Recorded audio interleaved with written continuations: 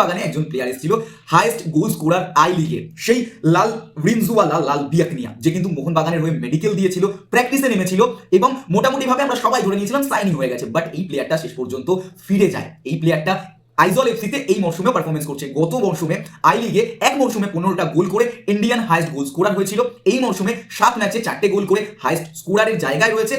তো এই প্লেয়ারটার ডিল শেষ হচ্ছে 2025-এর 30শে এপ্রিল এবং সম্ভাবনা এটা রয়েছে যে এর পরবর্তীতে মোহনবাগান হয়তো এই প্লেয়ারটার পেছনে আবারও যাবে, বা সেই সময় যখন মেডিকেল হয়েছিল বা পুরো যে ক্লিয়ারেন্স হয়েছিল মোহনবাগান টিমের সঙ্গে তার, সেখানে হয়তো এরকম কিছু টার্মস এসেছিল যে পুরো সিজনটা তুমি কমপ্লিট করে আবার আসো, তারপরে আমরা তোমাকে সাইন করাবো। বা লাল বিয়াকনিয়ার তরফ থেকেও কিন্তু এরকম একটা হতে পারে যে তিনি মোহনবাগান প্র্যাকটিস অ্যাটেন্ড করেছিলেন, মেডিকেল মানে এত দূর অব্দি চলে গেছিল। তো মোহনবাগান মেবি এই প্লেয়ারের দিকে আবারও যাবে এই সিজনের শেষে।